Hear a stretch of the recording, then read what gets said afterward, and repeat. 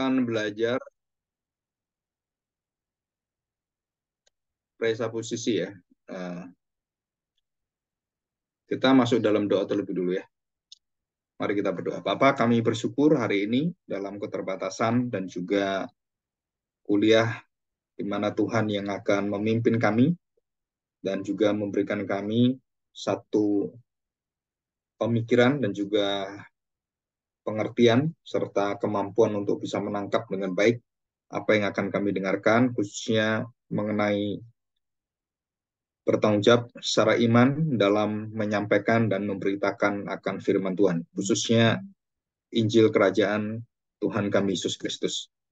Injil yang memberikan kami satu kekuatan bahwa setiap hati manusia membutuhkan kebenaran Tuhan. Dan tidak ada hati yang dipenuhi dengan kebenaran karena semua manusia sudah masuk dalam hukuman Tuhan. Pimpinlah setiap hati kami dan berkatilah kami dengan sukacita daripada Engkau. Terima kasih Bapa, di dalam nama Tuhan Yesus kami serahkan doa kami ini. Amin. Oke, kita akan belajar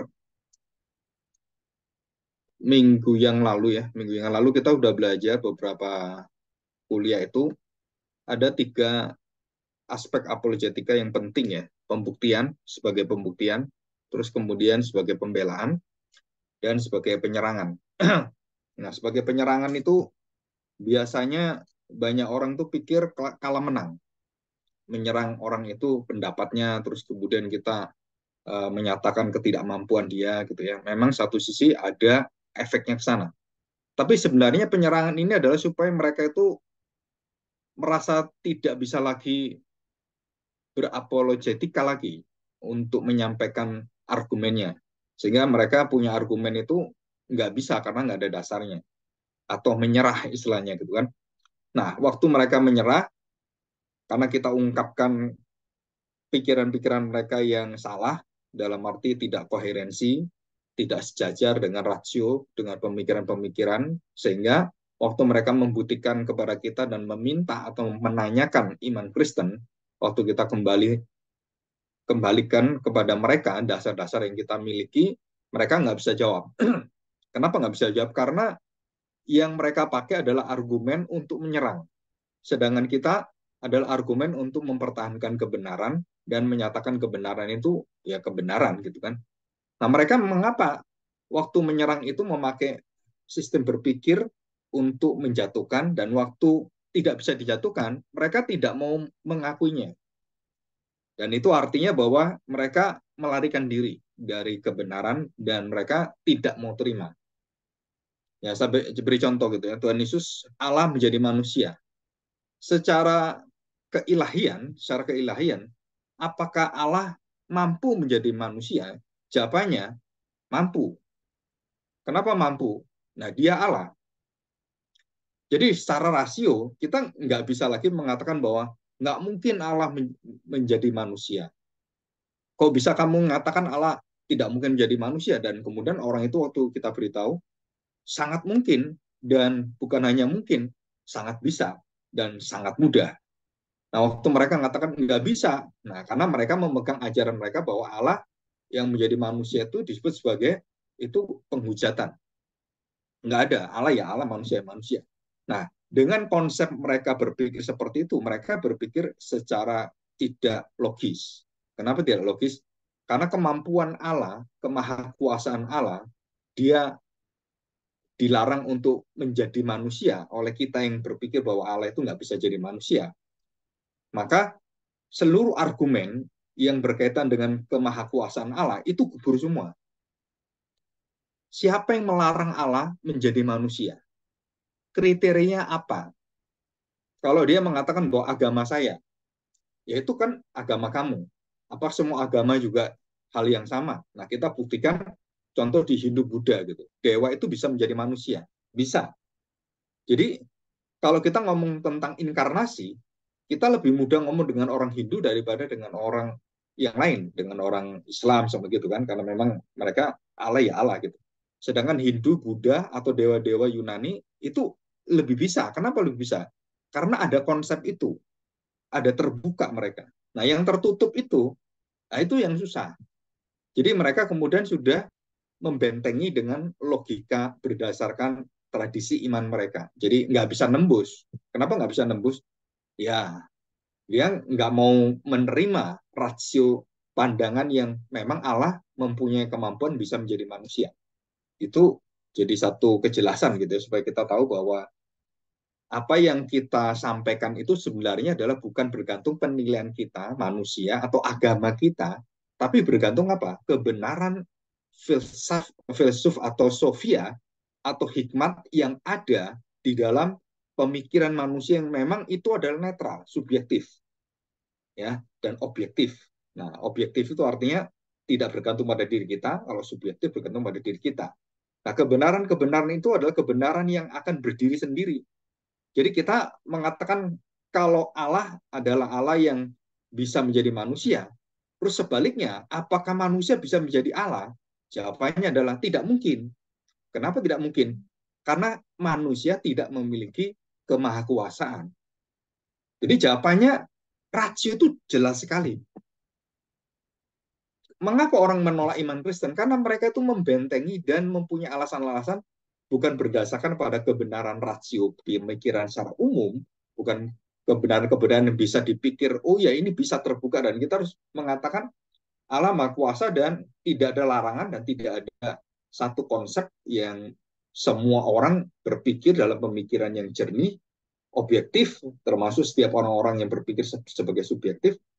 Mereka harus percaya bahwa Allah itu Maha Kuasa. Dan dalam kemahakuasaan Allah, siapa yang menentukan Allah tidak boleh menjadi manusia?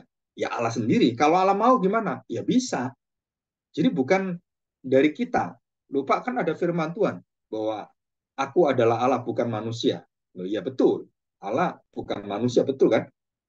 Tapi Allah waktu memberitahukan bahwa dia akan memberikan satu juru selamat, dan juru selamat itu adalah anak Allah. Nah, jelas kan anak Allah, Mesias, anak Allah tinggi, anak manusia, disebutkan dengan jelas semuanya bahwa kriteria-kriteria Yesus Mesias Kristus itu udah kriteria yang ada persis sama dengan apa yang dimiliki oleh kemahakuasaan Yahweh, kemaha-ilahian dia, sama dengan kita semuanya yang tahu bahwa Yesus itu ya adalah Allah sendiri, karena dia adalah pribadi yang kedua. Nah, pikiran-pikiran seperti ini itu nggak bisa klik ya, nggak bisa nyambung. Kenapa? Karena mereka punya yang menolak, ada yang menentangnya. Iman yang menentang akan kebenaran-kebenaran yang memang dari sejak kecil mereka itu diindoktrinasi, dididik bahwa itu menghujat Allah, itu syirik atau itu musyrik atau apa dengan istilah-istilah yang banyak. Nah, kita bisa terima kenapa? Ya karena mereka nggak mengerti. Kalau mereka nggak mengerti, ya jangan dipaksa. Kalau dipaksa, ya berantem. Kalau sudah berantem, akhirnya bunuh-membunuh. Dan mereka kemudian yang bukan pikiran lagi yang dipakai, tapi kekuatan fisik, otot. Nah, kalau sudah seperti itu, nggak ada gunanya. Kenapa? Nah, tadi ini kita masuk sekarang bagian yang penting ini. Apa itu bagiannya? Itu ya ini. Presaposisi apologetika yang paling utama, yang terultimat, yang terpenting ya. Jadi yang pertama, mengapa kita nggak bisa memaksakan? Karena pandangan orang itu dengan pandangan kita, bayangkan ya, pandangan orang itu pandangan kita, itu beda. Kita ini sudah dipindahkan dari alam gelap menjadi ke kerajaan terang. Ya, kerajaan gelap ya kerajaan terang, kerajaan maut menjadi kerajaan hidup kekal. Terus kemudian kita dahulu adalah orang-orang berdosa yang diikat oleh dosa, sekarang kita percaya pada Kristus. Dan itu kita mendapatkan anugerah. Nah, posisi kita, status kita, karena kita mengerti akan siapakah Tuhan kita, siapakah Tuhan kita, dan kita sudah tahu kita dari mati menjadi hidup. Kita dulu hikmat manusia, sekarang memiliki hikmat janji-janji Allah. Janji-janji yang dulu duniawi, manusiawi, sekarang kita surgawi. Dulu kita manusia yang hanya setia kepada hal-hal yang berkaitan dengan dirinya, sekarang kita bisa, karena anugerah Tuhan, kita bisa diberi kesetiaan oleh Tuhan. Di sini. Jadi, apa pentingnya kita tahu bahwa waktu kita berapologetika, kita berdebat, kita harus tahu satu posisi, bahwa kita tidak mungkin mengubah seperti kita adalah Tuhan sendiri. Contoh gitu, kamu nggak ngerti-ngerti, percuma lah gitu kan. Kamu dengan kemampuanmu, kalau kamu nggak bisa menerima ini, ya kamu nggak akan bisa menerima keselamatan gitu kan sebenarnya. Nah, apa yang terjadi dengan kalau kita ngomong kalimat-kalimat seperti ini? Jawabannya adalah kita yang menentukan posisi orang hidup matinya orang kita. Padahal orang itu masih punya waktu. Bukan sekarang aja dia bisa percaya. Mungkin dia sekarang nggak percaya, tapi Tuhan nanti bukakan, kita nggak tahu. Jadi kita harus tahu bahwa kita bukan menanam orang itu menolak Tuhan, tapi kita menanam benih kasih dan benih kelemah lembutan yang ada dalam firman Tuhan itu harus didengarkan dia. Jadi sebaiknya kita bukan hanya wujudnya adalah wah saya ini punya logika yang benar gitu, bukan. Tetapi kita menanamkan pengetahuan kasih firman Allah tentang Kristus, tentang kebaikan Kristus, tentang penebusan Kristus, itu yang harus dikabarkan. Jadi kita berdebat gitu. Kita berdebatnya bukan bukan membela Tuhan Yesus ya, membela Tuhan Yesus seperti Petrus gitu kan, membela Tuhan Yesus. Bukan, kita berdebatnya adalah menyatakan kebaikan Kristus. Dan kita harus beritahu kalau kamu tidak meyakini dan tidak mau percaya bahwa Yesus mati di kayu salib dan dia mengorbankan dirinya, maka ya kita beritahu kepada mereka, maka tidak ada jalan keselamatan. Nah, itu yang mereka harus dengar. Walaupun mereka tolak, wah nggak mau saya percaya. Tapi mereka udah dengar. Kalau mereka udah dengar, itu urusannya adalah tentang 4 macam tanah. Tanah yang berbatu-batu, tanah yang terhimpit, tanah yang diambil oleh iblis, dan tanah yang baik. Nah, kita menyebarkan itu. Menyebarkan apa? Menyebarkan firman Tuhan. Memberitakan firman Tuhan, memberitakan tentang Kristus. Nah, soal mereka bisa terima atau mereka bisa berubah, justru itu bukan kekuatan kita, bukan urusan kita. Di situ. Jadi yang pertama adalah kita tahu bahwa ia mengubahkan hati yang berdaulat tentang orang itu bisa dengar atau tidak, bisa percaya atau tidak. Kita harus tahu bahwa mereka tidak akan percaya tanpa anugerah Tuhan, tanpa Kristus, tanpa Roh Kudus. Mereka tidak akan mengerti firman Tuhan. Nah, posisi ini penting sekali. Kenapa? Karena kita akan tahu betapa terbatasnya kita dan kita harus rendah hati. Kalau dia ngotot-ngotot terus, kita ngapain saya ngotot? Ngapain sebulan saya wah berantem seperti itu, kemudian saling marah, nggak ada gunanya. Kita harus tahu bahwa nah dia udah pikirannya nolak ya nggak bisa. Terus bagaimana Pak? Ya kita menjelaskan dengan lemah lembut, dengan bertanggung jawab. 1 Petrus yang kita pelajari itu. Nah, dengan firman Tuhan yang kita bawa, orang-orang itu kemudian dibawa ke dalam satu pengenalan akan Yesus yang membuka hatinya, Yesus yang memberi kesempatan, Yesus yang menyatakan betapa luas hatinya. Jadi ini sesuatu yang harus benar-benar kita ingat baik-baik. Nah, yang kedua adalah perhatikan, Allah tidak pernah mengizinkan apapun, keberadaan apapun yang disembah sebagai pusat hidup kecuali Kristus. Jadi kalau orang itu menyembah bukan Kristus, maka kita waktu memberitahukan tentang kebenaran yang menjadi beban, yang menjadi halangan, rintangan, atau yang menjadi sekat itu ya, barriernya, sekatnya, dan tidak bisa kita tembus, ada temboknya itu. Setelah itu adalah penyembahan dia. Iman dia kepada Tuhan yang salah. Kepada iman yang salah, kepada jalan keselamatan yang salah, kepada konsep Kristus yang salah. Nah, karena dia sudah diberitahu ini loh, Isa Al-Masih seperti ini, Kristus seperti ini. Nah, ini udah beda. Karena udah beda, begitu kita beritahu yang lain, dia nggak bisa terima. Karena dalam posisi saya, Yesus bukan Allah. Yesus hanya manusia, dia hanya nabi. Dan dia tidak mati, yang mati Yudas. Gitu. Nah, ini kebenaran-kebenaran diyakini mereka, dan yang kita yakini itu sudah bertolak belakang. Dan di sini kita harus tahu bahwa tuannya beda.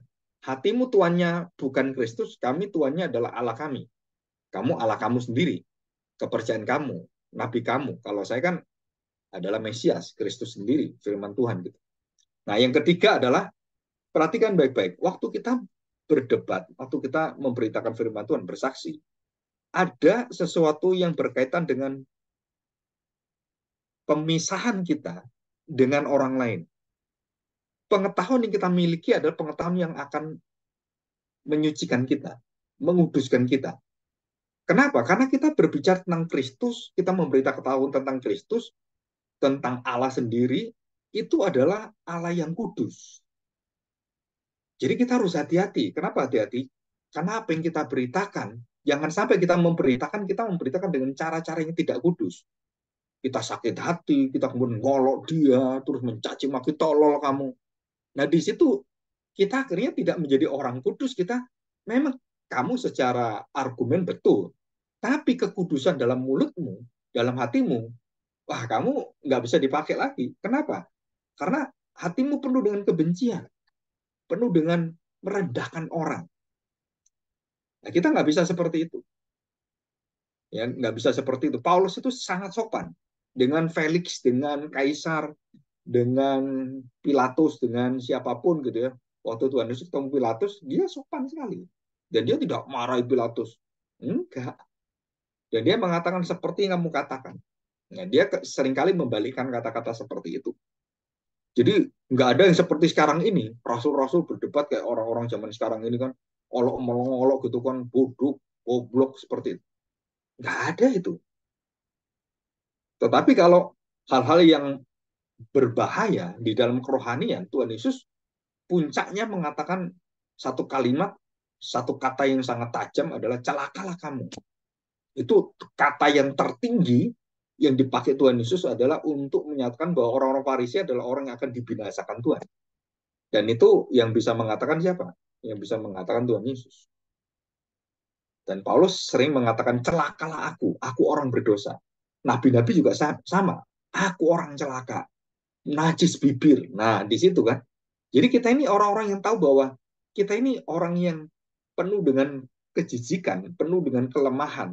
Dan kita harus tahu bahwa kita sedang memberitakan Kristus, pribadi Kristus yang bersama dengan kita. Kita harus tahu bahwa dia itu Tuhan kita.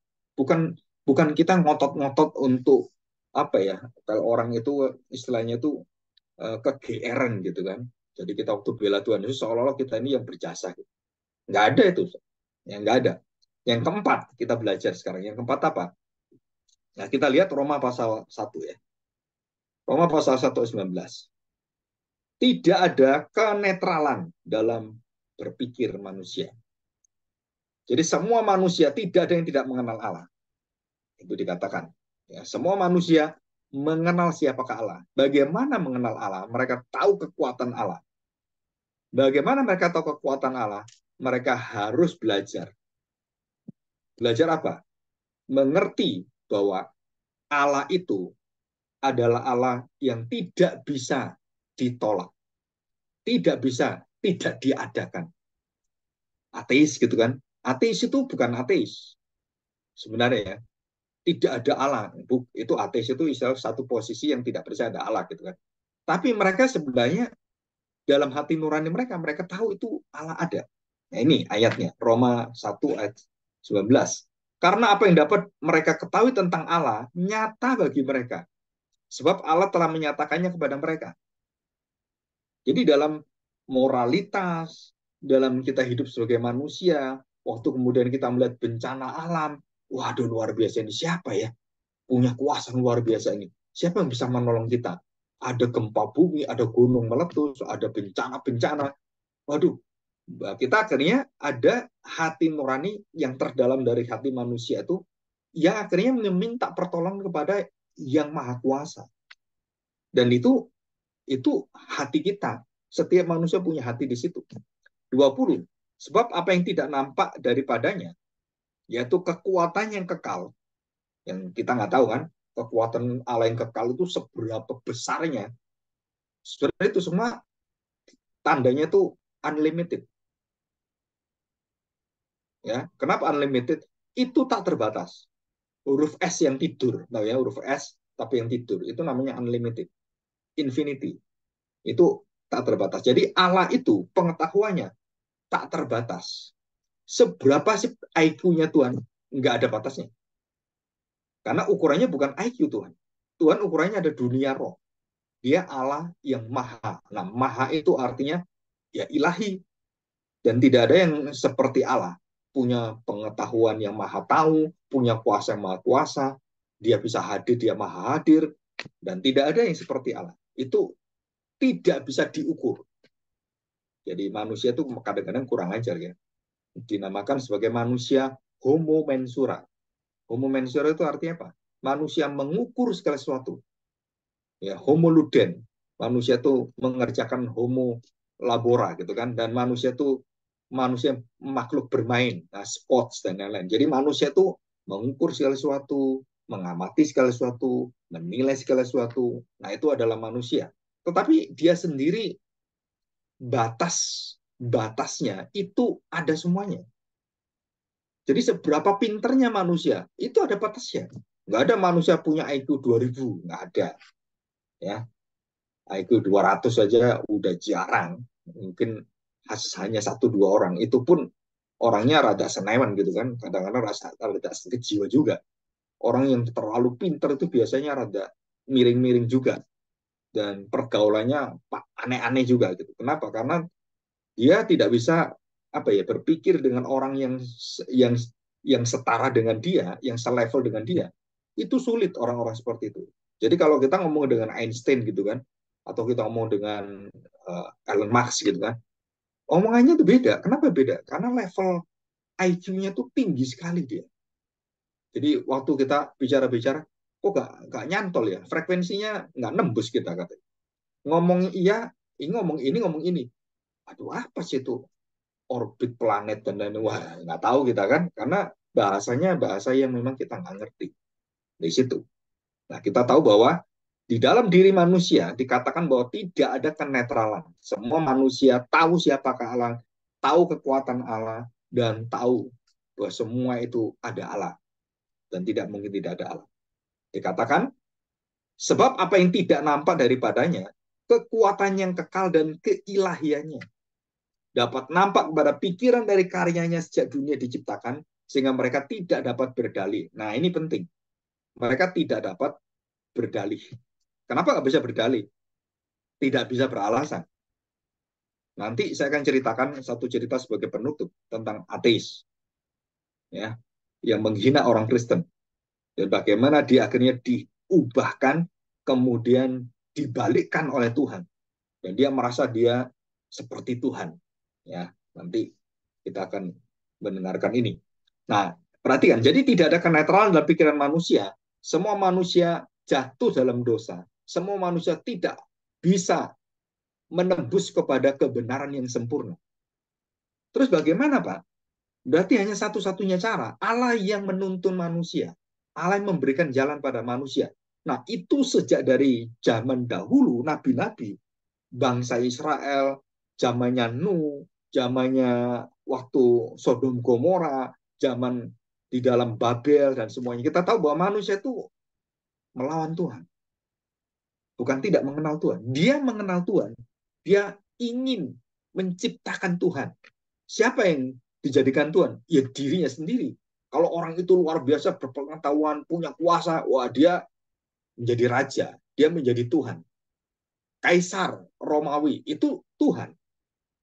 Dianggap itu adalah titisan Tuhan.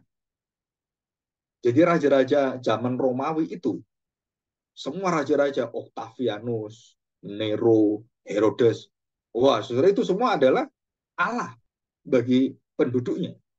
Kim Jong-un, Korea Utara, itu Tuhan itu. Disembah-sembah, ditangis-tangisi itu.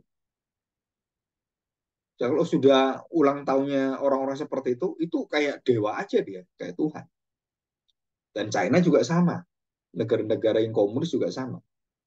Jadi di dalam ketidaknetralan kenapa? Karena manusia sudah jatuh di dalam dosa dan pikiran mereka tidak bisa mengenal Allah.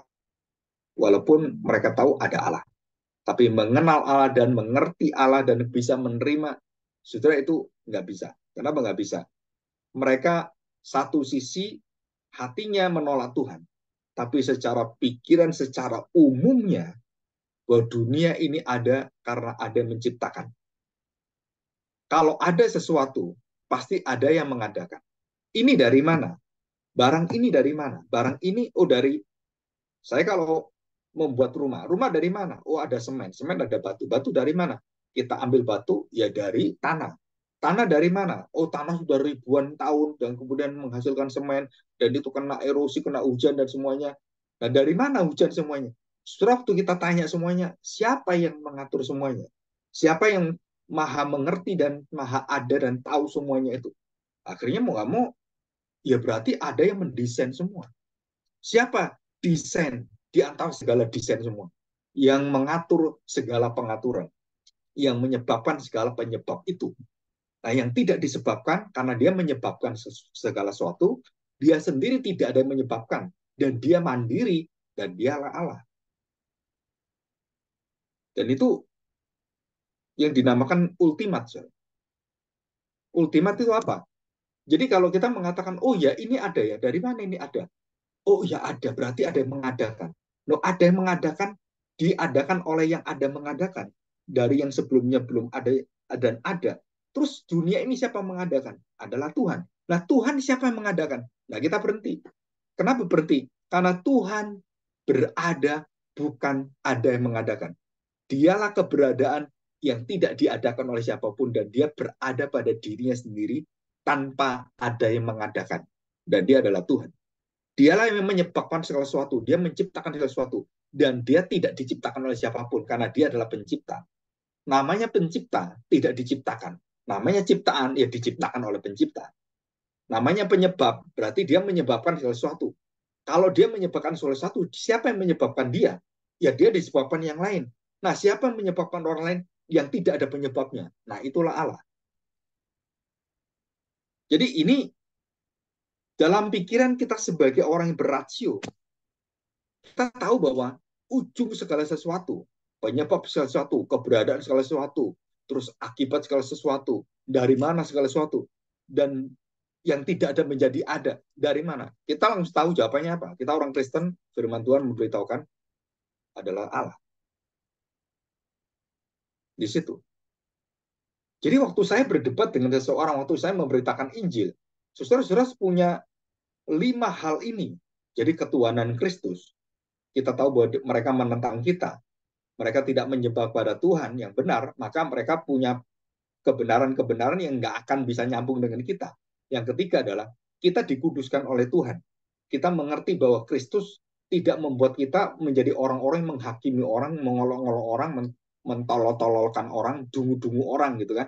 Dan yang keempat, pikiran manusia itu semua nggak ada yang netral.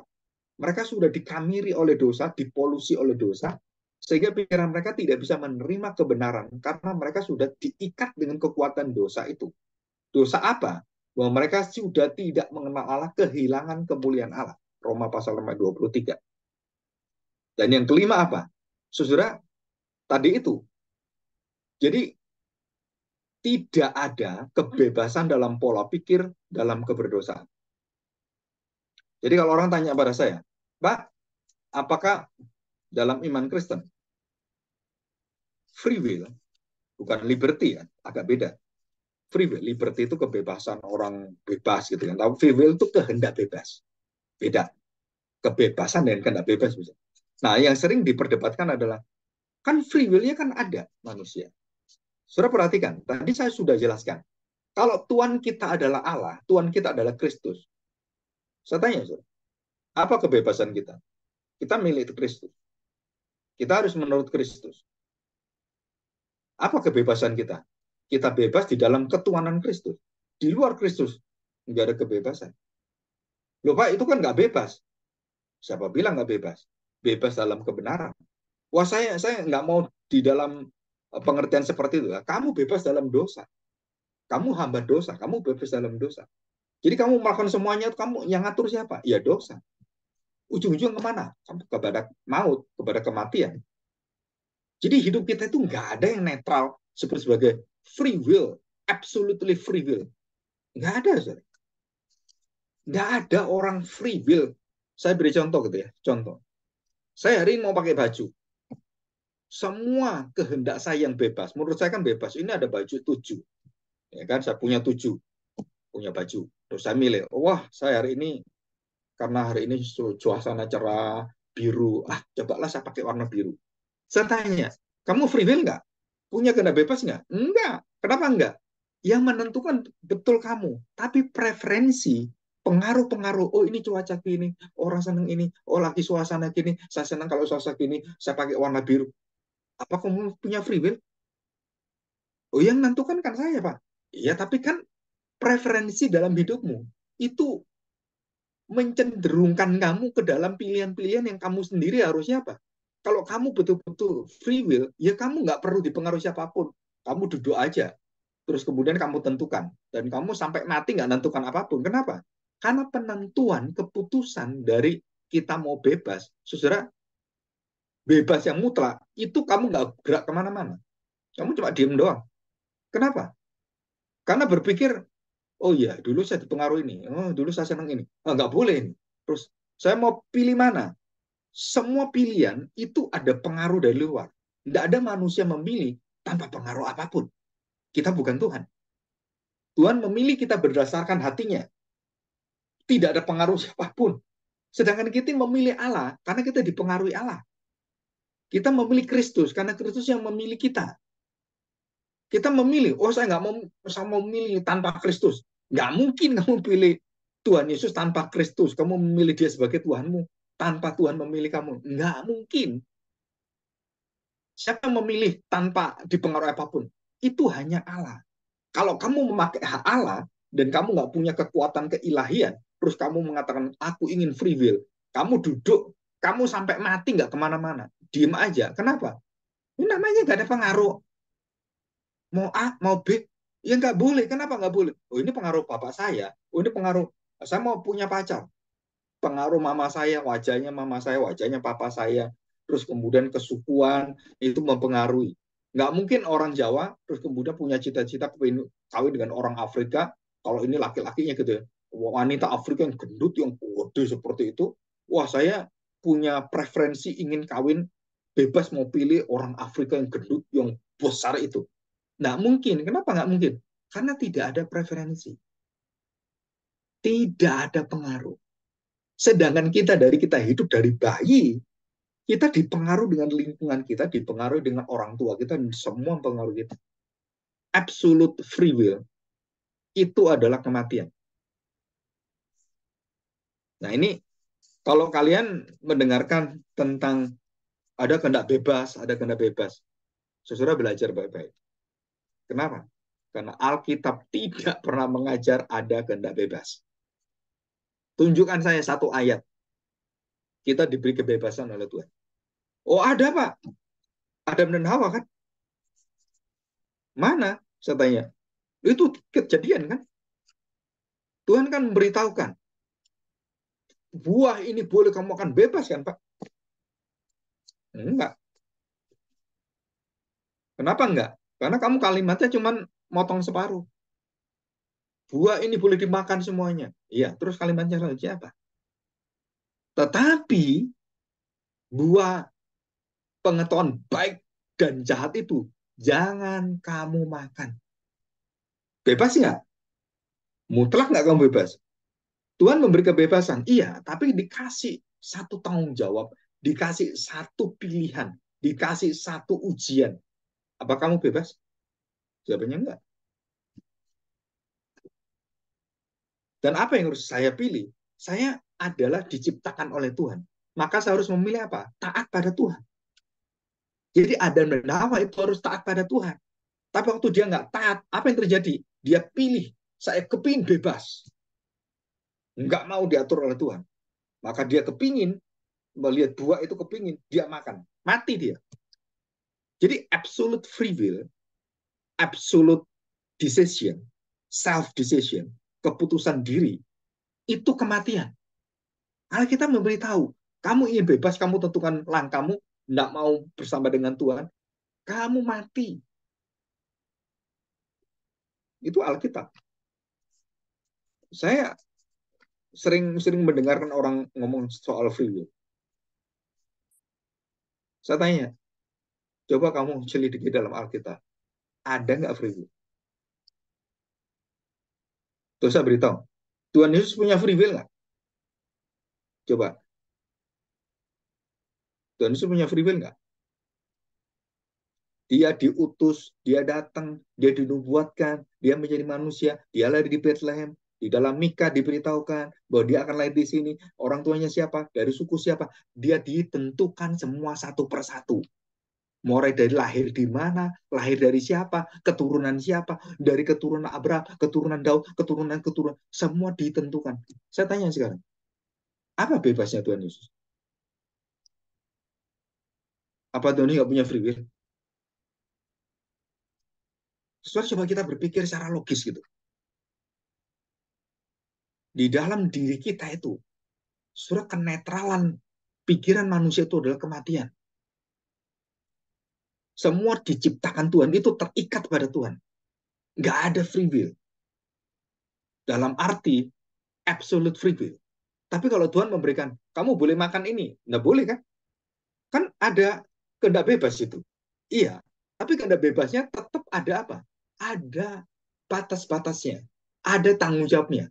Ada yang dinamakan ujian-ujiannya.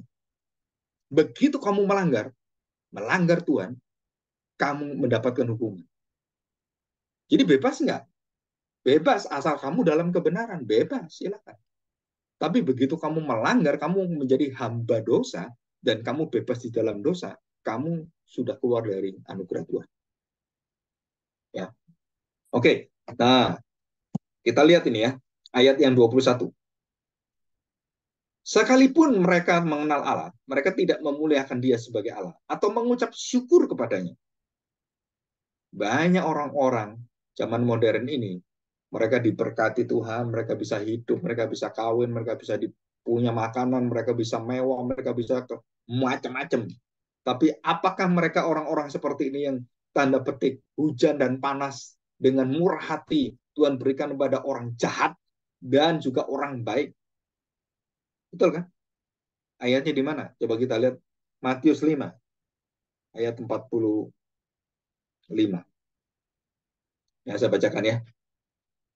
Karena dengan demikian kamu menjadi anak-anak Bapamu yang di surga, yang menerbitkan matahari bagi orang yang jahat dan orang yang baik, dan menurunkan hujan bagi orang benar dan orang yang tidak benar. Jadi mereka memuliakan atau enggak? Apakah Tuhan itu kemudian membagikan anugerahnya? Anugerah umum itu, hujan dan panas itu sia-sia? No. Semua akan diadili Tuhan, semua akan dihakimi Tuhan, semua akan masuk dalam sidang pengadilan ilahi di akhir zaman. Dan kita juga sama akan menghadapi itu. Jadi jelas sekali di sini, kamu mau musuh Tuhan atau enggak, Tuhan tetap baik dengan kamu. Untuk menunjukkan apa? Dia adalah Tuhan. Kenapa sih kamu kok baik terus? Ya karena dia nggak bisa di stop kebaikannya. Walaupun kamu jahat, walaupun kamu perkosa orang, Tuhan masih kasih kamu makan, Tuhan masih kasih kamu hak hidup, dan Tuhan berikan waktu untuk pertobatan, nggak bertobat-bertobat, begitu kamu selesai waktunya, Tuhan stop, jangan salahkan Tuhan. Kenapa? Karena Tuhan mencurahkan hujan dan panas, berkatnya kepada kamu, bajingan-bajingan semua. Fir'aun mendapatkan berkat, mendapatkan 10 mujizat, dan melihat sendiri semua mujizat, nggak bisa percaya. Apa kita mau jadi orang Kristen seperti Fir'aun? 10 mujizat, sampai lihat yang awan tiang api menghalangi mereka, dan di depan Fir'aun, yang awan itu di depan dia, dan nyala di depan dia. Kenapa dia nggak bisa bertobat? Tetap aja ingin. Kenapa? So? Jawabannya cuma satu. Karena kedegilan, tekar tengkuk, Tuhan mengeraskan hati Firaun. Dan Tuhan binasakan Firaun. Jawabannya sangat simpel. Tuhan yang mengatur semuanya. Jadi jelas ya di sini ya. Oke, kita kembali kepada Roma pasal 1 tadi. Ya, ayat yang ke-23. Demikian bunyi firman Tuhan. Saya bacakan dari 21 ya. Sebaliknya, pikiran mereka menjadi sia-sia dan hati mereka menjadi bodoh dan menjadi gelap. Mereka berbuat seolah-olah mereka penuh hikmat, tetapi mereka telah menjadi bodoh. Mereka menggantikan kemuliaan Allah yang tidak fana dengan gambaran yang mirip dengan manusia yang fana. Burung-burung, binatang-binatang yang berkaki empat, atau binatang-binatang yang menjalar. Jadi di sini dikatakan kayak netral ada nggak? Nggak ada. Kan netral nggak ada. Free will ada nggak? Yang betul-betul absolute free will, jawabannya nggak ada. Kalau ada kenetralan, ada free will yang mutlak, maka kamu nggak bisa apa-apa. Kenapa? Karena kamu memilih tidak boleh berdasarkan, oh ini pengaruh orang tua, ini pengaruh kondisi suasana, pengaruh hati. Nggak boleh. Bagaimana saya memilih tanpa saya dipengaruhi apapun? Dan tidak ada yang mengatur saya siapapun. Saudara, pilihan kita adalah kematian. Karena yang bisa seperti itu hanya Allah. Mutlak, bebas, mandiri. Itu hanya Allah, bukan manusia. Ya, oke, yang kelima. Tidak ada kebebasan dalam pola pikir keberdosaan kecuali dalam kebenaran. Yang terakhir adalah barulah kita akan melihat takut akan Tuhan adalah dasar mengerti, menerima, dan hidup yang diberkati Tuhan. Jadi keenam pola ini yang ditulis oleh John Flynn, saudara, ini penting sekali. Kenapa? Karena itu merupakan satu pola berpikir kita. Dan kalau kita sudah betul-betul tahu semua ini, maka apa yang akan kita katakan, kita akan ajarkan, kita kemudian beritakan, dan orang menentang kita punya fondasi dasar, benteng untuk diri kita, melindungi kekudusan kita, tanggung jawab kita supaya kita tidak mendengungkan orang, menololkan orang, bodoh-bodohin orang. Karena kita tahu apa? Ada pengampunan, ada kelemah lembutan, ada kesabaran, ada buah Roh Kudus di sana. Akhirnya membuat kita apa? Kasih itu mengalir, dan orang-orang yang bersama dengan kita, yang berdebat dengan kita, bukan dengan caci maki seperti itu benih firman Tuhan itu ditanam dalam hatinya. Saya udah berkali-kali, saya apa ya, bukan, ada orang tipe orang itu khotbah KKR dipakai Tuhan, dan kemudian tuh banyak orang bisa bertobat itu karena dia dipakai oleh Tuhan dan berkhotbah KKR. Tapi ada orang yang dipakai itu berbicara dalam apologetika, dan orang itu kemudian diberi benih kasih oleh Tuhan. Dan orang itu siapa yang punya kemampuan yang hebat seperti ini? Itu Paulus. Jadi Paulus itu tidak berkhotbah KKR seperti Petrus. Maka penginjilan itu selalu orang itu bodoh gitu loh. Termasuk saya dulu di satu gereja gitu. Pendetanya tuh seneng KKR, KKR, KKR. Ya kamu bisa dipakai Tuhan, memang kamu dipanggil sebagai pengkhotbah KKR. Tapi di dalam Alkitab, orang-orang yang bertobat, orang-orang yang mengerti firman Tuhan, itu adalah orang-orang yang berdiskusi, berapologetika, dan dengan kasih Allah, itu dibimbing mereka. Dan itu hasilnya, itu bukan cuman hasil di dalam arti banyaknya yang dilihat, bukan. Kualitasnya dan imannya, itu lebih benar daripada KKR besar, wow, 100.000 orang, ayo bertobat, siapa bertobat? Saudara, itu kepalsuan semua sebenarnya. Kalau kita mau tahu. Jadi Petrus berkhotbah, ini contoh ya, Petrus berkhotbah. Wah, dia berkhotbah dan kemudian dia berapologetika juga kan. Dia menjelaskan tentang Kristus. Setelah itu selesai, dia kemudian beberapa waktu kemudian dia juga melakukan hal yang sama. Ya. Setelah itu di dalam Alkitab tidak ada lagi dicatat khotbah yang besar seperti itu. Jadi gini, ada peralihan, orang senang KKR, KKR, KKR, atau kebaktian revival gitu kan, besar-besaran undang orang. Saya percaya itu bisa dipakai Tuhan, bisa. Tetapi kita harus melihat kepada Alkitab, khususnya kisah para rasul. Bagaimana Allah memakai penginjilan, itu bukan dengan KKR sebagai metode yang utama. Apa metode utama? Saudara tahu? Pengajaran. Bukan pemuritan. Pengajaran. Kalau pemuritan itu bentuknya. Tapi ini adalah bagaimana Injil Kerajaan Allah, Yesus Kristus itu diajarkan. Dan diajarkan di mana? Dari rumah ke rumah. Paulus itu dari rumah ini setengah tahun, rumah ini 1 tahun, rumah ini, dan orang datang, dia mengajar, orang berapa orang datang. Saya dari awal saya dipanggil oleh Tuhan, dan waktu saya mengerti panggilan saya setelah lewat 8 tahun saya sebagai penginjil, dan waktu menjadi pendeta, diangkat sebagai pendeta, gereja ngundang saya beritahu, saya tidak tertarik dengan gerakan-gerakan massa. Kenapa? Karena saya tahu persis Alkitab itu menceritakan apa. Bagaimana Roh Kudus memimpin para rasul. Mereka memimpin dari rumah ke rumah, dari rumah ke rumah. Dari penjara ke penjara. Dari penjara satu ke penjara yang lain. Dan disitulah pengabaran Injil paling subur. Walaupun kalau kita lihat, hasilnya kayaknya nggak ada. Sepertinya.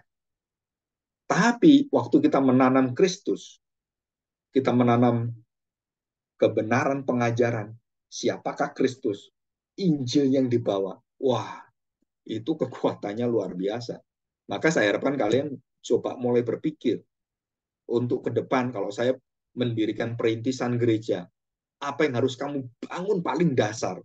Itu penting sekali. Begitu kamu salah bangun, wah saya kepingin seperti GBI.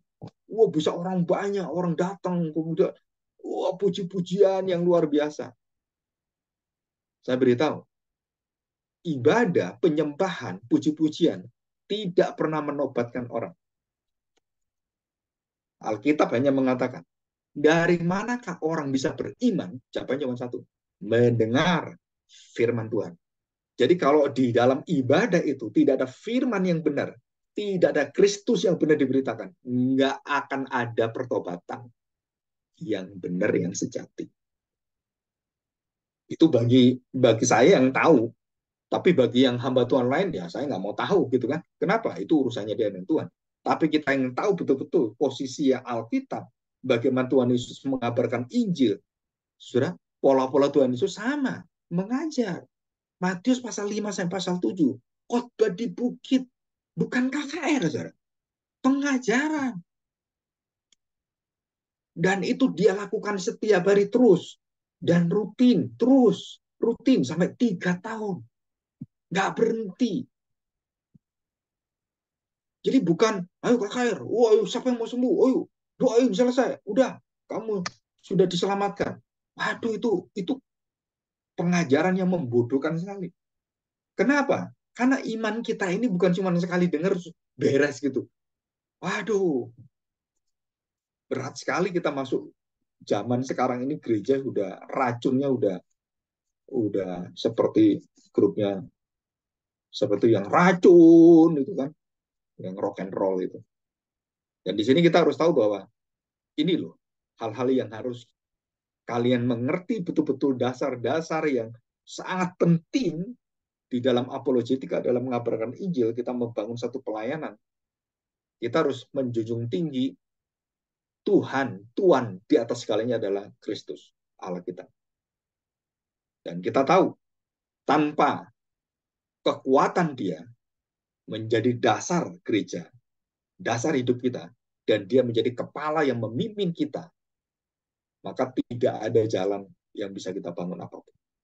Tuhan Yesus mengatakan, aku yang mendirikan jemaatku, bukan kamu. Itu jelas dalam Matius pasal 16 ayat 16-17 sampai 18. Aku yang mendirikan jemaatku. Tapi banyak pendeta mengatakan, ini jemaatku. Aku yang mendirikan gereja ini. Aku bersusah payah. Saudara, itu semua kesombongan yang membinasakan mereka. Begitu kita mengatakan, ini gereja saya. Udah lupa diri kita. Kita harusnya minum antimo surgawi. Supaya kita enggak benar-benar tersesat pikiran kita. Semua pelayanan kita itu bukan milik kita. Semua uang kita bukan milik kita. Semua kepintaran kita bukan milik kita. Itu milik untuk kemuliaan Allah. Nah ini supaya kita betul-betul belajar. Kenapa sih John Frame itu saya katakan satu-satunya apologet ya, yang saya belajar, saya baca buku apologet yang lain yang banyak juga. Itu John Frame itu satu-satunya apologet yang sangat betul-betul biblical systematic. Dan dia orang yang saya katakan, ya karena dari Westminster, jadi eh, dasar iman biblikanya itu kuat sekali. Dan kalau kita lihat bukunya John Frame, Apologetika bagi Kemuliaan Allah, itu firman Tuhannya banyak sekali. Ya, banyak sekali. Kenapa? Karena dia memang ya harus berdasarkan firman Tuhan, berdasarkan Kristus. Dan dia mengatakan ketuhanan the Lordship of Christ itu di atas segala-galanya. Ya, the Lordship of Christ. Ada bukunya sendiri dia. Ketuhanan Kristus atau ketuhanan Kristus. Cuman belum di bahasa Indonesia kan. Ya. Oke, nah kita akan masuk ke dalam satu contoh yang terakhir ya.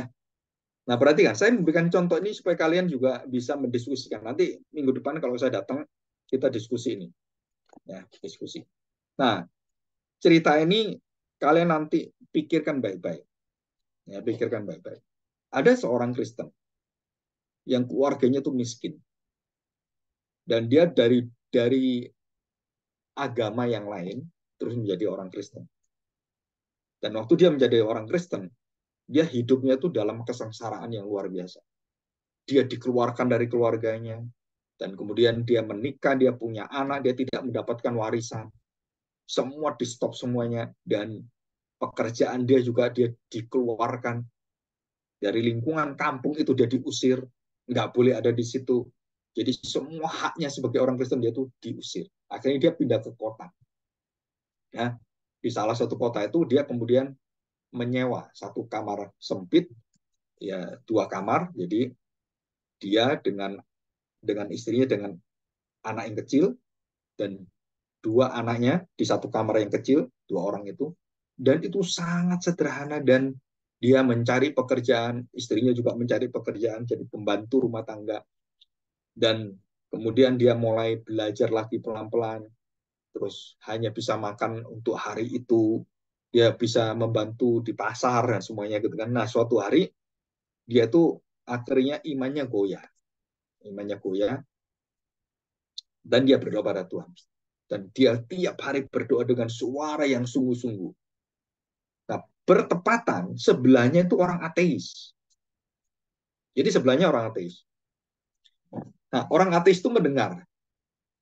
Suatu hari dia mendengar, aduh, kasihannya orang Kristen ini ya, dari agama bukan Kristen, dari Kristen. Nah, dia kan nggak percaya dengan Tuhan, nggak percaya dengan iman Kristen.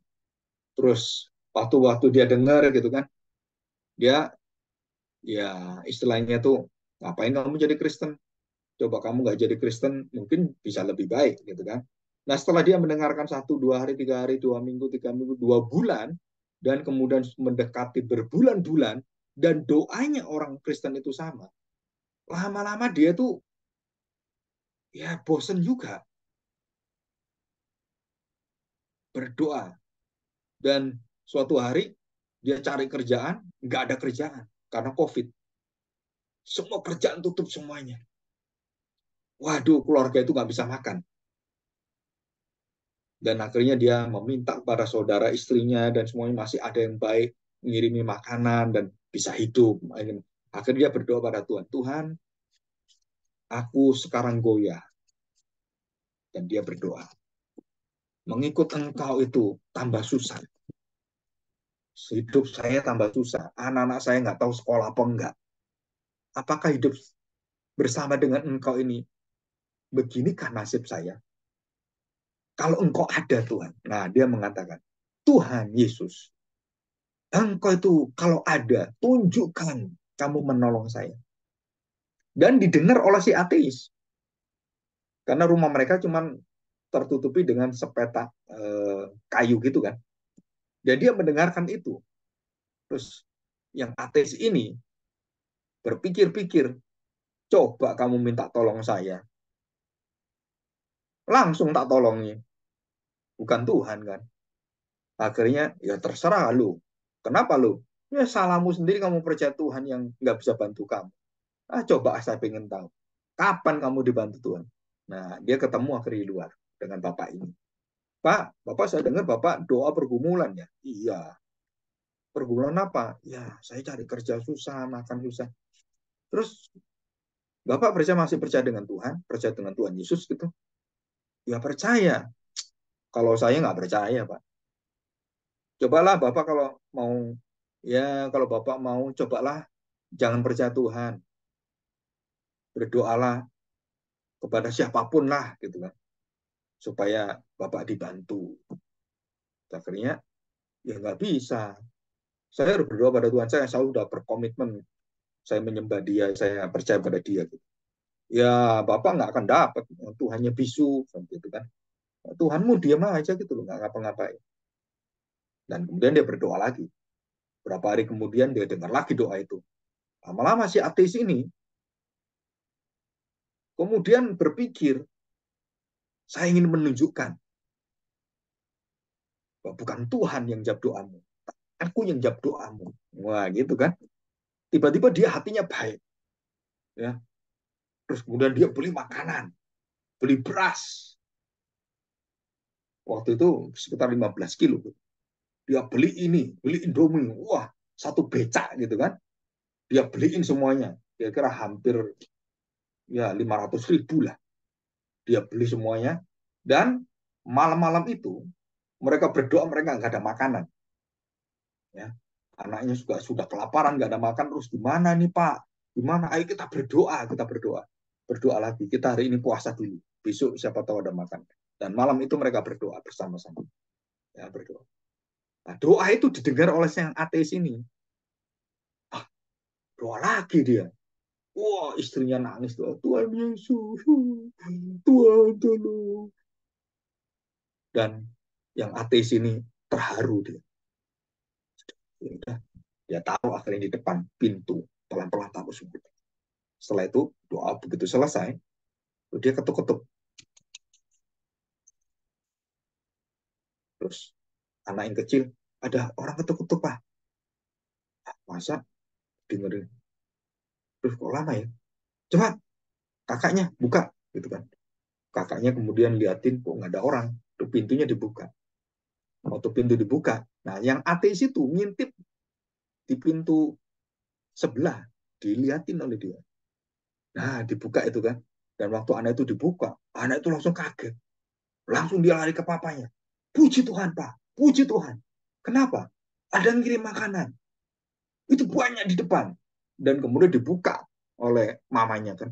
Oh, haleluya. Nah, yang ateis ini di belakang pintu itu. Dia ngomong apa? Haleluya. Hale aku yang tolong kamu. Dan kemudian dia pura-pura nggak tahu. Dia diem aja dia. Dan besoknya dia tanya, gimana Pak? Dijawab oleh Tuhan nggak dong? Aduh, Bapak, Tuhan saya itu betul-betul ada. Terus yang ateis ini tertawa dia. Ada dari mana Pak adanya? Kemarin saya dijawab. Maka, waduh, udah hampir setahun ini. Kami setengah mati akhirnya kami bisa nafas. 1 minggu itu kami bisa makan dengan baik. Oh gitu ya. Siapa yang ngasih Pak? Tuhan. Itu diberitahu oleh ateis ini kan. Dibisikin. Pak, yang ngirim itu saya. Saya ateis. Pak. Karena saya dengar Tuhan Bapak nggak ngirim-ngirim. Tuhan Bapak bisu, budak, tuli juga. Akhirnya saya yang kirim. Saya kasihan dengan Bapak. Nggak ada Tuhan, Pak. Terus dia kirim. Kaget lah orang Kristen ini. Loh, jadi Bapak yang kasih. Aduh, terima kasih, Pak. Terima kasih. Kalau Bapak percaya saya, nggak percaya pada Tuhan, saya lebih jawab Bapak. Ya, percaya Tuhan nggak sekarang? Jangan percaya. Seperti saya. Bisa tolong Bapak. Pergilah Bapak ini. Kagetlah mereka. Dan mereka kemudian cerita ke keluarga Bapak ini. Loh, yang nolong kita orang ateis itu. Terus gimana? Balikin nggak gitu kan? Nah, kemudian orang ateis itu malam-malam datang lagi ke rumahnya dia. Dan dia kemudian mempengaruhi iman eh, Bapak ini kan. Coba Bapak berdoa berhari-hari, berminggu-minggu, berbulan-bulan, mau setahun nggak dijawab Tuhan. Saya mendengarkan, saya lebih baik dari Tuhan. Saya jawab Bapak. Tapi waktu dia ngomong gitu, anaknya yang kecil itu datang kepada Bapak ini. Dan ngomong apa dia? Sebenarnya Bapaklah yang dipakai Tuhan untuk menjawab doa kami. Bukan Bapak yang jawab doa kami. karena Bapak digerakkan Tuhan kami. Wah, si ateis kaget. Dari mana Tuhan gerakkan saya? Bapak punya hati yang baik. Dari mana Bapak punya hati yang baik? Bapak punya dengar doa kami dan kemudian menghina Allah kami dan kemudian dipakai oleh Allah kami. Allah kami berdaulat memakai Bapak dan menjamin kami. Wah, orang ateis nggak terima dia. Dia pulang langsung. Dia kemudian berpikir malam itu. Dia berpikir, ya ngapain saya bantu ya? Biarin aja kan. Kalau gini saya kan yang dipakai Tuhan dia. Betul anak kecil itu. Wah, dia berpikir, dia baca buku, dia membuktikan Tuhan tidak ada, dan sampai berminggu-minggu akhirnya dia bertobat. Dan apa yang terjadi? Dia baru sadar, Tuhan lebih besar dari dia. Tuhan lebih kuasa dari dia. Dia baru tahu, iya, saya seolah-olah merasa saya ini jadi Tuhan. Padahal saya baru tahu kalau Tuhan yang gerakkan saya. Kok bisa saya punya hati ya? Kalau saya nggak senang dengan Tuhan, ngapain saya tolong orang Kristen? Ya biarin aja kan sampai mati. Ya tuh, telan tuh, Tuhanmu sendiri tuh. Mati kan kamu, sengsara kan? Nah, mana Tuhan? Nggak ada kan? Baru dia sadar. Dan dia pikir, pikir, pikir. Akhirnya ada satu pujian. Pujian dalam bahasa, bukan Indonesia, dalam bahasa Inggris. Yang mengatakan, apapun yang Tuhan berikan, iblis pun bisa dipakai Tuhan. Wah, dia kaget. Ya. Iblis pun dipakai Tuhan. Dikendalikan Tuhan.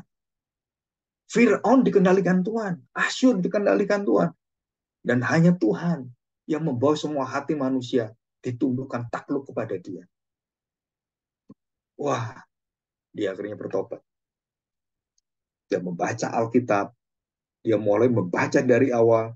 Dan akhirnya dia datang kepada keluarga ini. Aku mengaku sekarang. Bukan aku yang memakai Tuhan. Tapi Tuhan yang memakai saya. Tuhan memang ada. Nah, di situ mereka akhirnya bersekutu bersama-sama dan keluarga itu bersuka cita. Kenapa? Akhirnya orang ateis pun bisa dipakai Tuhan untuk membelas kasihani orang Kristen. Dan berapa banyak, saya juga ngalami hal sama. Seorang haji istrinya membantu orang gereja waktu sakit, waktu ada di Tulungagung Sendang itu. Diangkut semuanya, dibiayai oleh ibu haji ini. Padahal dia pendeta. Jemaatnya nggak mampu, semua nggak mampu, dan dia sakit. Waduh, terus anaknya juga dalam kondisi yang lemah. Wah, dia sudah nggak bisa sekarat seperti itu. Dibawa, diangkut oleh mobilnya, dibawa ke rumah sakit. Dari ujung desa itu dibawa dan dibiayai semua. Sampai kemudian 1 minggu dan bisa kembali dengan sehat. Saudara, waktu saya pikir-pikir, iya ya, apologetika itu kuasa berada di tangan siapa?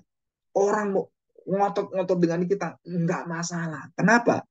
Kamu belum tahu kalau kamu dilembutkan Tuhan. Kamu baru tahu rasanya sukacitanya bersama dengan Tuhan. Jadi kita nggak pernah sakit hati orang olok-olok kita. Kenapa?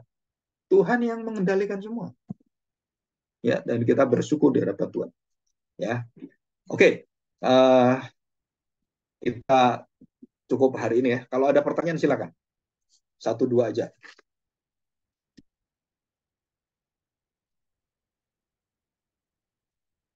Suaranya nggak bisa tapi ya. Ada yang bertanya nggak? Ya, Pak. Ada pertanyaan yang kurang jelas?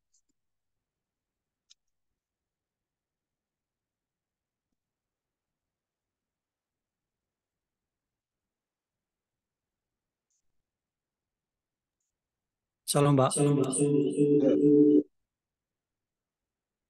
Silakan. Suaranya nggak dengar ya. Pakai punya Nathanael aja itu HP-nya. Kecilin. Ya, shalom, Pak. Ya, Ya, saya mau bertanya ya tadi tentang berkaitan tentang free will juga. Saya juga setuju bahwa free will manusia itu tidak ada secara mutlak. Karena saya belajar juga bahwa eh, kronosnya manusia tidak mungkin melampaui kairosnya Tuhan. Nah, yang mau saya tanya gini. Tadi Bapak jelaskan bahwa segala sesuatu itu Allah tetapkan, Allah bahkan itu eh, dari hal terkecil Allah tetapkan. Nah, saya mau bertanya bahwa bagaimana tanggapan Bapak eh, jika Allah semua tetapkan, manusia ini mudah disalahkan. Kenapa? Karena manusia dituntut harus sempurna. Harus sempurna seperti Allah. Karena Allah memiliki standarnya masing-masing sehingga manusia disalahkan. Nah, kalau saya berperspektif bahwa manusia itu sempurna, yang membuat manusia tidak sempurna karena ada standar yang menstandarkan kesempurnaan itu. Nah, saya mau bertanya, bagaimana mungkin eh, kalau misalnya tetap semua berarti pengajaran sesat Allah tetapkan. Tidak mungkin berarti dosa Allah tetapkan. Kalau Allah tidak mungkin menetapkan dosa, bagaimana mungkin seperti hal yang remeh burung di udara Allah tetapkan? Dosa yang begitu berat merusak tidak Allah tetapkan. Nah, tanggapan-tanggapan Bapak seperti ini gimana, Pak? Terima kasih. Ya, ini ada beberapa nanti saya kirimi tentang Allah menetapkan dosa ya. Kita harus tahu dua hal ini ya. Istilah bahasa Latin ini ya, yang dibuat oleh Agustinus dan juga Bapak Reformator yang lain ya, Martin Luther serta siapa nih, John Owen, Jonathan Edwards juga ada, tentang berkaitan dengan kehendak yang dinyatakan opera intera dan opera extera. The decree of God in opera intera. Intera itu artinya intern. Semua ketetapan Allah yang ada semua itu di dalam hikmat pengetahuan Allah dan di dalam diri Allah, itu semua nggak ada yang bertentangan. Bisa ngerti nih ya? Jadi Tuhan menetapkan dosa. Tuhan tanda petik, Tuhan tidak menjadikan orang jahat. Tapi orang itu jahat karena dia berbuat jahat. Ya, itu beda. Tuhan tidak menetapkan iblis. Iblis itu karena malaikat jatuh dalam dosa, dia jadi iblis. Jadi bukan Allah menjadikan iblis, nggak ada. Karena Allah itu kudus, yang bersifat dengan kekudusannya itu. Jadi semua kesalahan dosa dan akhirnya menjadi buah, baik itu iblis, baik itu kejahatan dan semuanya, itu semua tanggung jawab manusia. Karena tindakannya adalah tindakan manusia. Semua tindakan manusia. Nah, itu artinya ekstera. Nah, interanya yang hanya bisa Tuhan mengerti adalah opera interanya. The decree of God in opera intera. Itu adalah ketetapan yang hanya Tuhan bisa mengerti dan tidak mungkin manusia bisa mengerti karena manusia bukan Tuhan.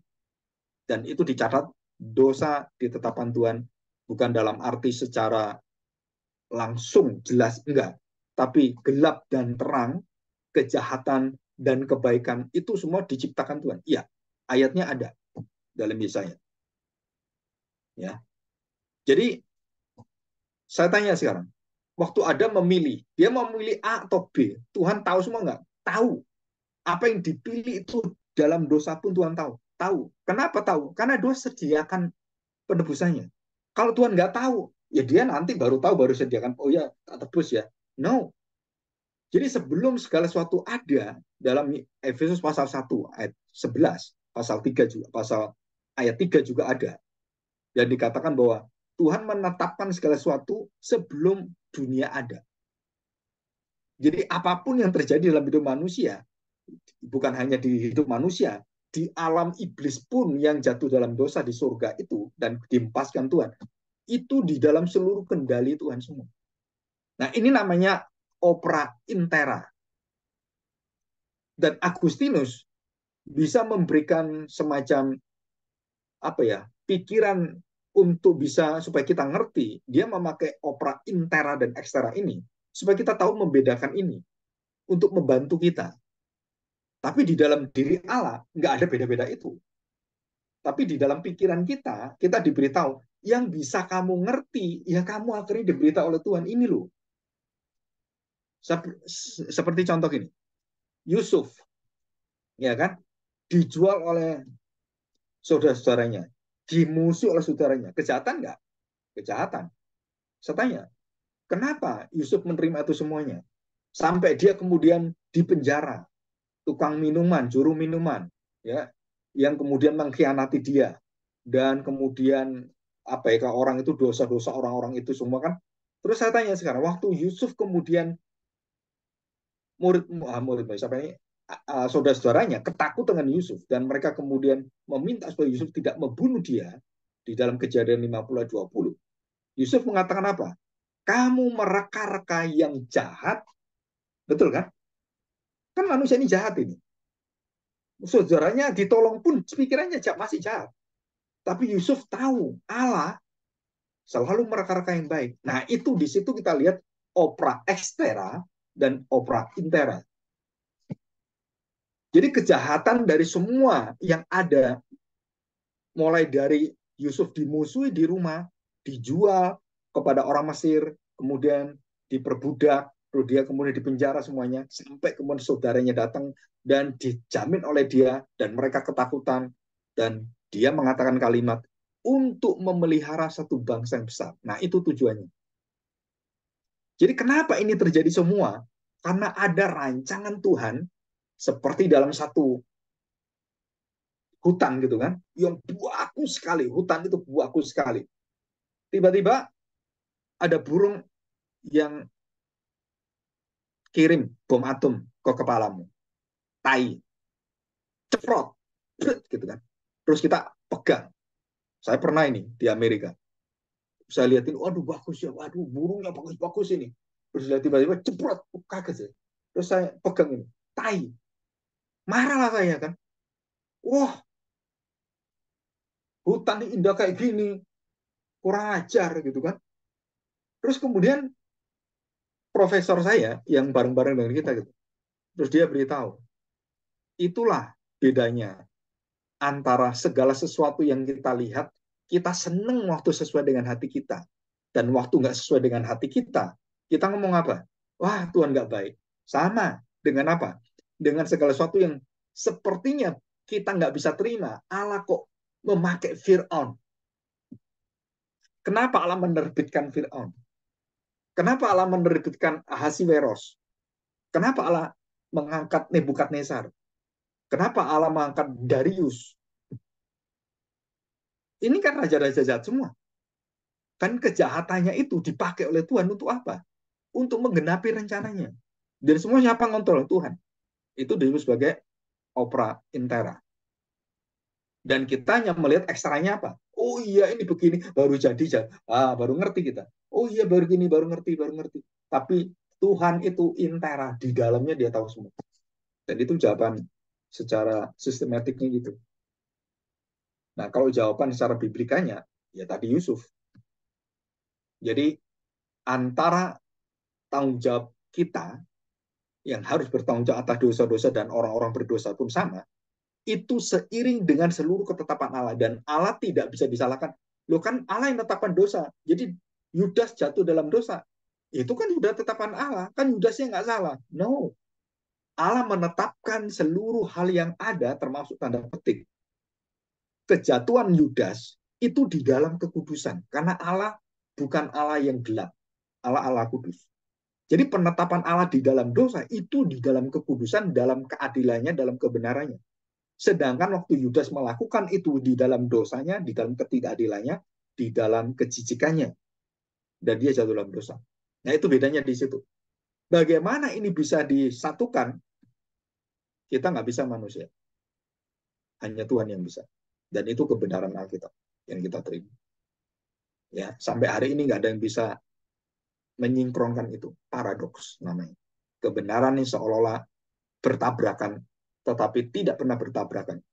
Hanya di dalam Allah, di dalam Kristus, semua free will, kehendak bebas, kedaulatan Allah itu menyatu di kayu salib. Nah, itu rahasia yang besar sekali. Di kayu salib itu sovereignty of God, responsibility, free will, itu ada di sana yang mutlak. Di situ. Kebebasan mutlak Tuhan Yesus itu apa? Dia tidak punya kebebasan dia menyerahkan seluruh hidupnya. Nah, itulah kebebasan yang membebaskan kita. Itu kemutlakan. Jadi Tuhan Yesus melakukan semua dalam ketaatan itu, dan dia punya keinginan dan dia serahkan itu. Itulah kebebasan yang murni, adalah ketaatan penyerahan di dalam kehendak Tuhan. Nah, itu kebebasan surgawi. Ya, nanti kita belajar tentang hal seperti ini. Ini memang rada-rada filosofis ya. Tapi kita harus tahu ada istilah yang saya pakai sampai hari ini kalau saya menjelaskan adalah opera intera dan opera extera. Ya, nanti di Google bisa di searching, ada itu. Ya, oke, terima kasih. Ada yang lain? Satu.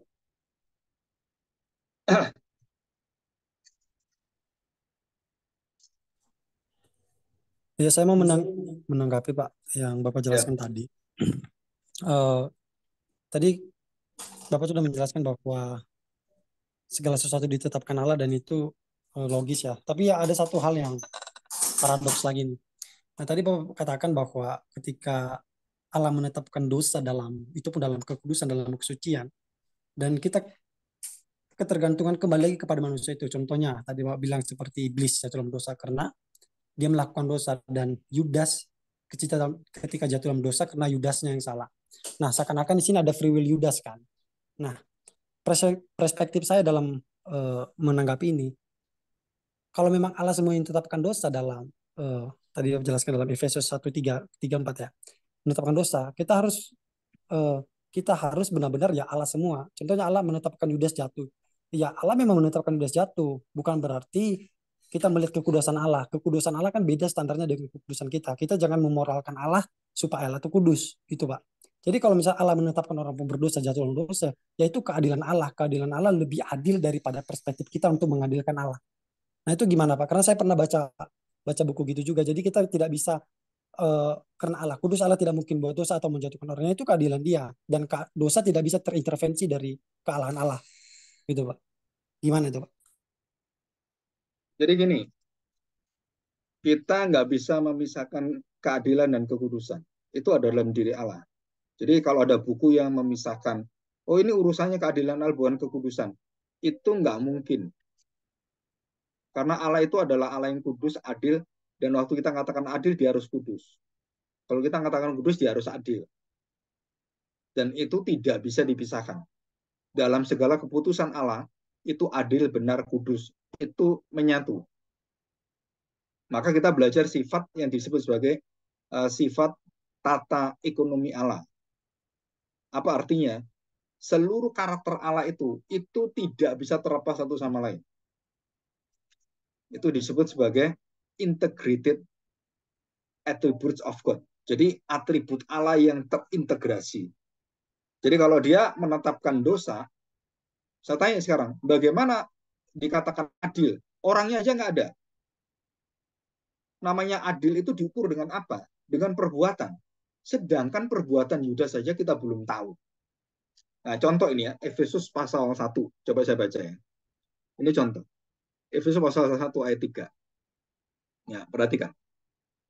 Terpujilah Allah dan Bapa Tuhan kita Yesus Kristus yang dalam Kristus telah mengaruniakan kepada kita segala berkat rohani di dalam surga. Sebab, nah ini ayat 4 ini.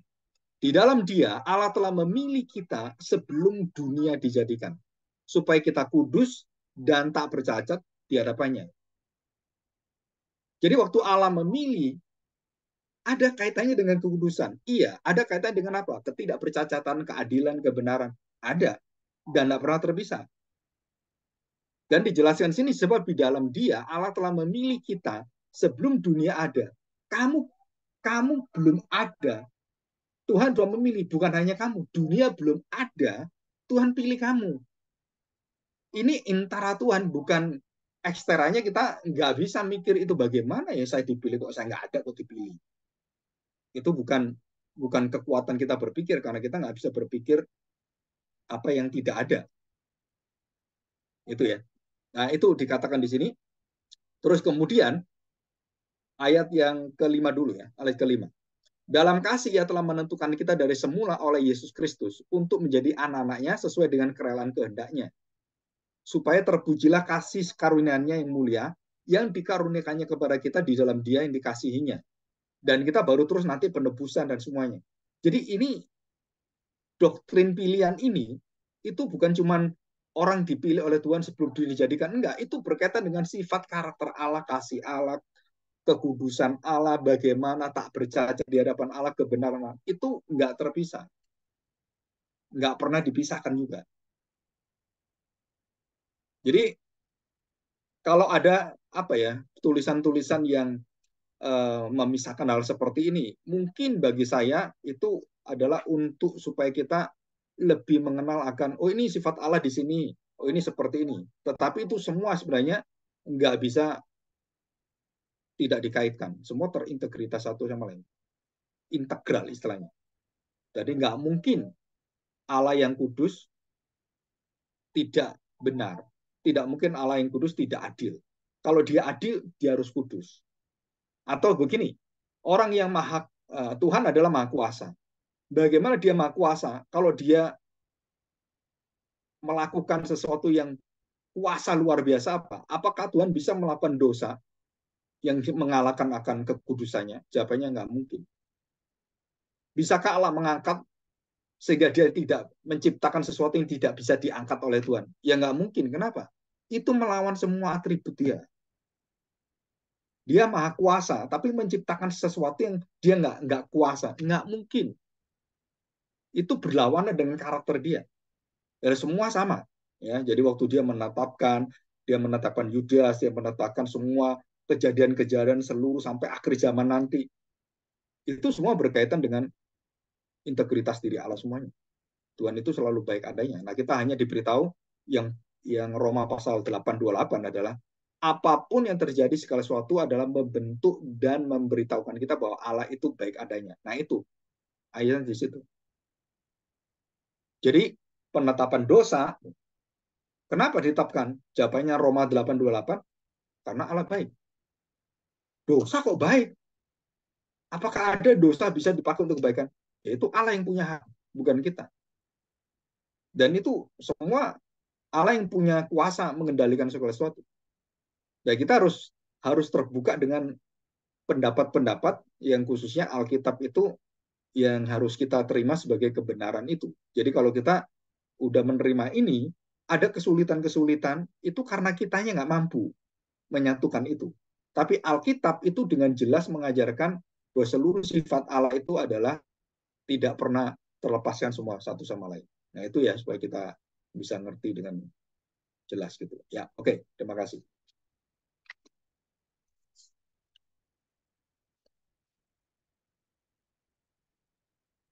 Itu di bukunya John Frame ada itu ya tentang kejahatan. Saya lupa halamannya berapa. Tentang penetapan tentang dosa ada. Yang terbaru itu juga ada tambahan di belakang. Dan itu bisa dibaca itu ya.